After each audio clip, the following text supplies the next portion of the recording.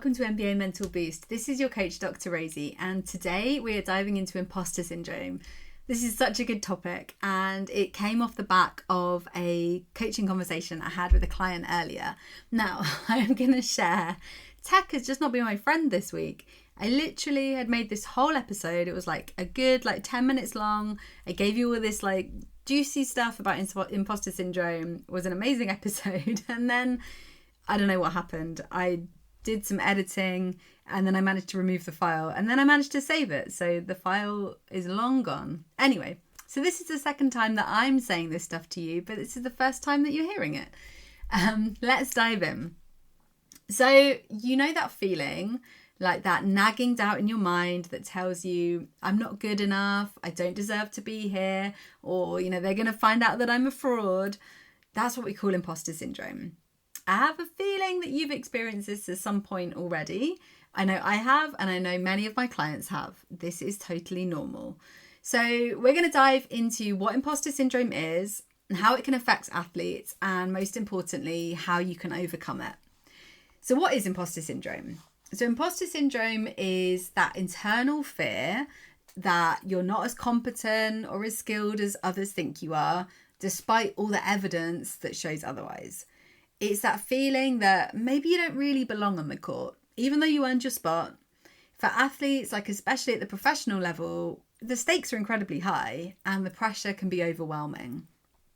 And many players at some point in their career find themselves thinking, do I really belong here? You might look around and see other players dominating and you think they've got something that I don't. I was lucky to be here. But let me tell you this. You are here because you worked for it and you deserve it. But don't let yourself get complacent. So you're still working for it. You're still showing up for yourself day in, day out, and that doesn't change. So how does imposter syndrome actually show up? It can manifest in a few ways. Maybe you start second guessing your moves in a game. Maybe you hesitate when you normally wouldn't.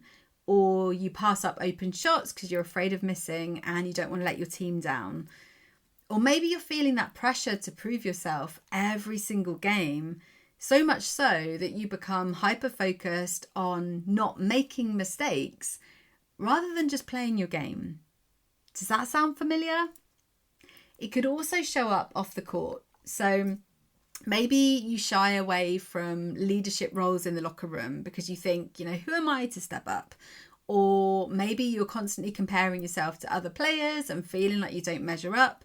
Maybe you're wanting to put your personal brand out there. You've heard that this is good, getting yourself out there, but you start doubting yourself, wondering what others might think of you when you start getting more visible. And this doesn't just affect your performance, it affects your mindset, your confidence, and your ability to stay in flow. So imposter syndrome is a massive flow disruptor. But where does it come from?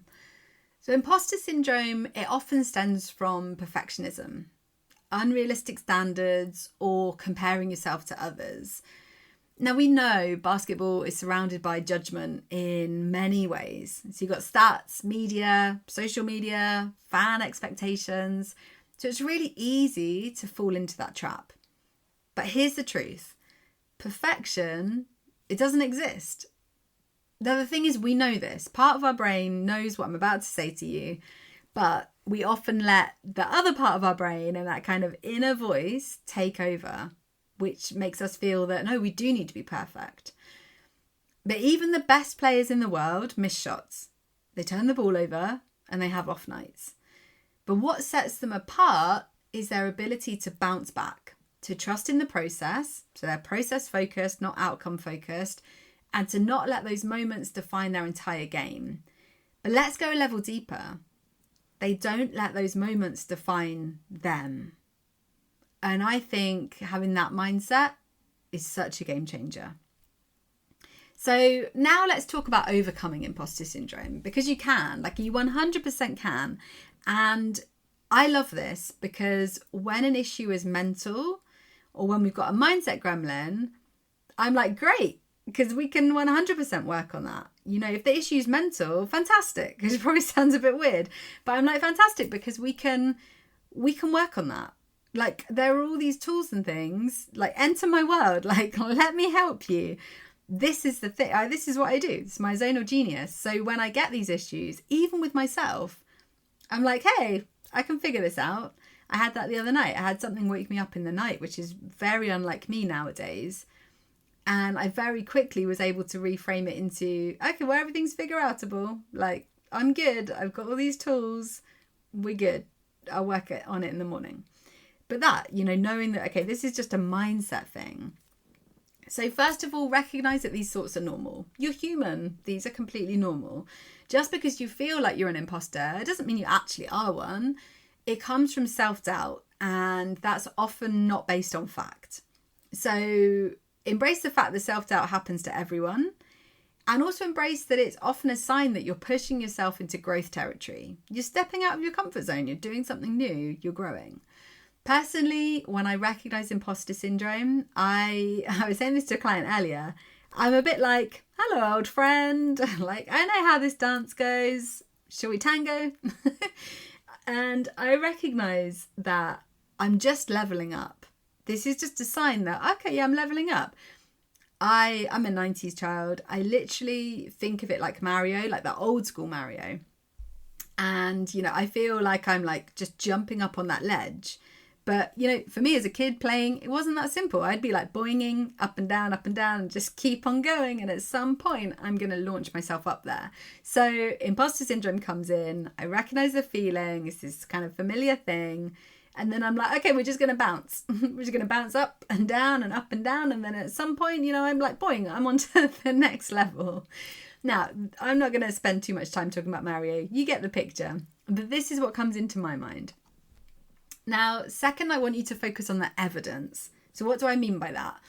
When those imposter syndrome thoughts creep in, like, remind yourself of the work that you've put in, the progress that you've already made, and the challenges that you've already overcome.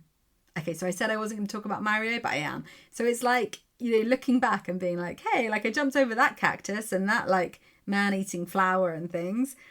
And now I'm at this next level. Like, look at all the obstacles that I came across. And now I'm up here. So that evidence of, like, I don't think Mario ever had imposter syndrome. But that evidence of, like, what have you overcome? You didn't just wake up one day and find yourself on this team you're on. You earned it. You trained, you competed, and you improved. And then let's take your mind there. You continue to train, compete, and improve. Also focus on your strengths. Okay, so maybe you're not the best shooter on the team. Maybe that wasn't why you were hired. Maybe you're the best at setting up plays. Or maybe your leadership is what sets you apart. Whatever it is, own it. And I want you to see weaker areas as opportunities for growth as well. So they're not areas that are holding you back. They're areas that you're working on. It's all about improvement and growth.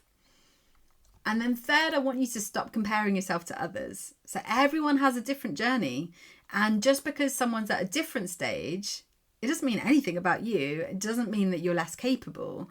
Think about your own growth and your own potential and use their growth as evidence that it's totally possible for you. I love it when I see, maybe other coaches or other entrepreneurs or people that I'm inspired by. I'm like, wow, like, if they can do it, that's totally possible for me. And I love that. And then feeding that into my brain is like, yeah, okay, let's go. We can do this. But, that's only if you're really letting your mind go to other people, then reframe it. But otherwise, you do you. It's become such a cliche. You do you, stay in your own lane, you versus you, all of these things that, you all share out on Instagram and it looks nice. I want us to take that message on board. Actually, seriously, stay in your own lane. So some tools to deal with imposter syndrome. I feel like I'm on one today. I feel like I'm shouting at you a bit. So maybe you just want to turn me down a moment. But tools to deal with imposter syndrome. I want to leave you with some things that you can use, whether it's during practice, whether it's during a game or, even off the court. So first of all, using visualization. So imagine yourself in the moments where you felt most confident and successful. Take your brain to the past. That's okay. And then picture the best version of you handling high pressure situations with ease. And we want to remind your brain what it feels like to perform at your best. Like, yeah, we've got this. We've already done it. Here's the evidence.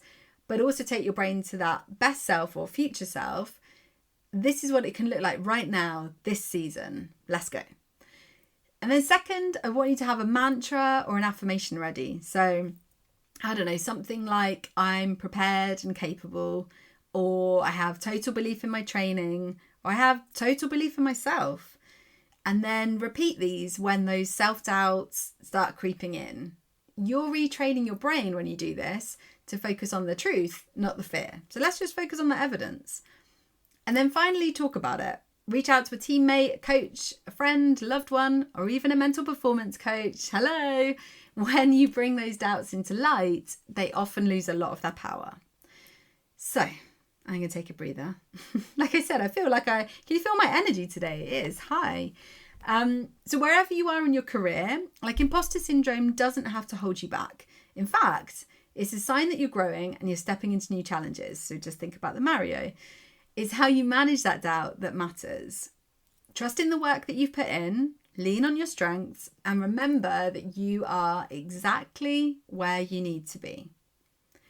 Thanks for listening, and if this episode resonated with you, share it with a teammate or anyone else that you think needs to hear it. And whatever you're up to today, I hope you have a good one. Thanks for tuning in to another episode of MBA Mental Boost, the secret weapon to supercharging your performance on the court. If you found today's episode useful, don't forget to subscribe and share. You can connect with me over on any social platform. You can find me at Dr Rosie Mead.